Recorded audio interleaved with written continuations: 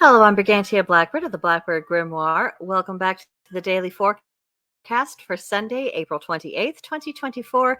Happy Day of the Sun. We are in Taurus season, the Celtic true month of Willow, and we have a waning moon. Our astrology for today, we have our sun in Taurus, fixed earth, practicality. The moon is in third quarter Capricorn, cardinal earth, representing ambition.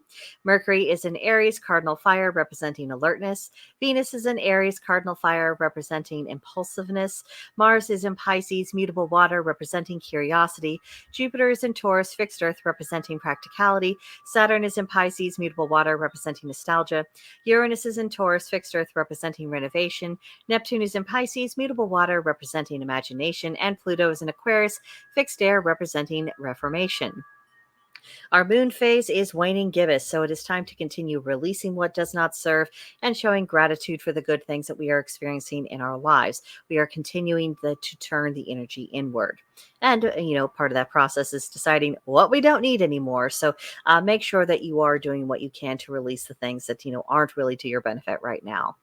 Now, because we have a Capricorn moon, do strategize, organize, and plan. But don't wander into relationship issues if you can avoid them. This isn't the best moment to hash out those kinds of things. Don't come into conflict with enforcement agencies if you can help it. And don't allow yourself to fall into ruthlessness. Now, it is the day of the sun, so let's take advantage of that illumination and step back and observe the progress that you have made so far in this year with your projects, with your spiritual practice, anything that you've got going on. If you look at these benchmarks, that can serve as a fuel for your continued forward motion. So allow it to strengthen your resolve so you can see your goals through to completion. Our tarot card for today is the Four of Vessels. It is representing boredom, and you can just see it in the figure. She's just kind of hunched over like this. Just she's bored. It's a dull day. She doesn't want it. Nothing's interesting. That is the whole spirit that we have going on with that. So in order to alleviate that boredom, we've got to learn to seize opportunities. We've got to recognize inspiration when it's around us. And even if you look at the figure, she looks like she's sitting in the midst of what's probably a pretty lovely garden. If you cannot find inspiration in a garden, I don't know what to tell you. You're just not allowing that energy into your soul. Another thing that we need to allow is allowing healing. Sometimes boredom comes about as a consequence of depression or some kind of despair of just, look at the world, look at the state of it. Not only is it awful, I'm bored with all the awfulness of it. But when we allow ourselves to heal our spirit and say, well, there are some awful things going on in the world. So I'm therefore going to create. I'm going to do something. I am going to become one of the people who are counteracting this tide. When you do that, it is very healing. And of course, that helps alleviate the boredom. Now, the challenge, of course, is overcoming, let's be honest with ourselves, oftentimes laziness. It's so easy to be distracted. It's so easy to sit back and essentially do nothing. So laziness is a real struggle that a lot of people have. Just being honest, we can't get anywhere if we're not honest with ourselves. We also have the challenge of not wasting energy. There's a lot of things that demand our time, attention, and energy, and a lot of them are without much value. So learning to identify those things so we don't waste our energy chasing after things that don't amount to anything, that can be helpful. And of course, we have the challenge of it getting beyond short-term thinking. Looking towards long-term, that's always really difficult, especially in our current climate.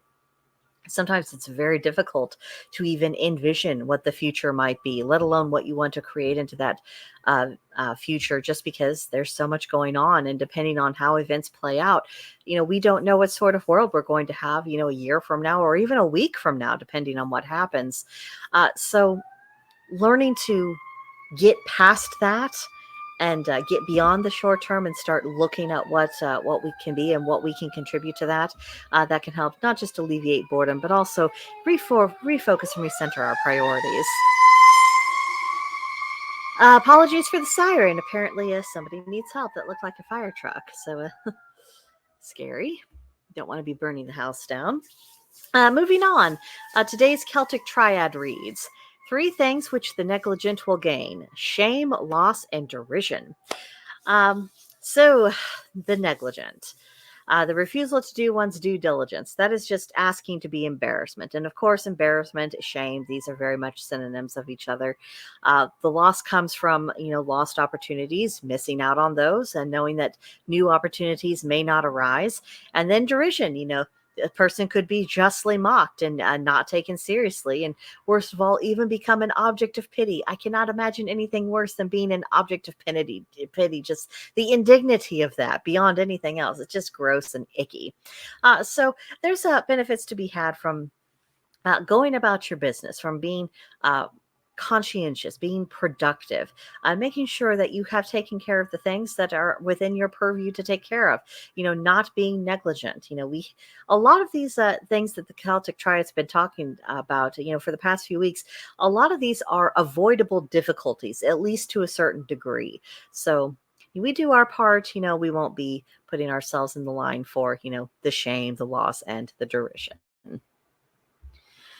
Today's magical intention is optimism. For that, we have the color amber, the plant bergamot, the animal chicken, and the crystal cat's eye. Now, a word about optimism: it isn't about ignoring the reality of problems, but rather it's maintaining the resolve to work through them.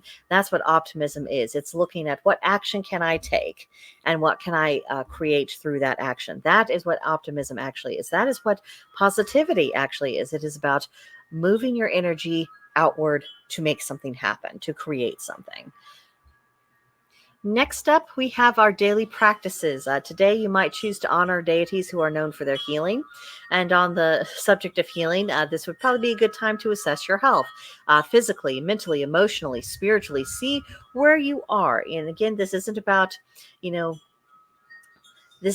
having a view of yourself that is needlessly derogatory. This isn't about having a "aren't I the greatest thing ever" kind of view of yourself. This is just looking about where you actually are, how things actually are, being honest with yourself, and making decisions accordingly, continuing doing the things that work for you, and desisting from the things that don't. Find something to laugh about today. A lot of things in life are made better through humor, and just there's been a lot going on in the world, and if you follow events at all, you probably feel the weight of that. So find something to laugh about, restore your spirit. It will be helpful.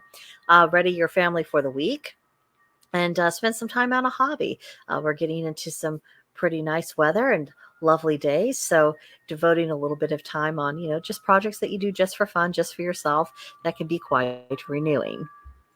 And our faith today is the buttercup fairy. Now, the buttercup flower is known for healing properties. So, in what way do you need to heal, and are you allowing yourself to do so?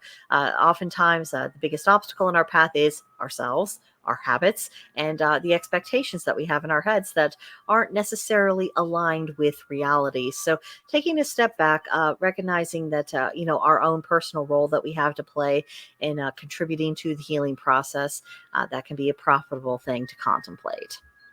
And that does it for today. Come back for tomorrow for another edition of the Daily Forecast. Leave your thoughts about this one in the comment section below, or email me at brigantiablackbird@protonmail.com, and we can chat there. And that'll do it for today, and I'll see you guys next time. Bye.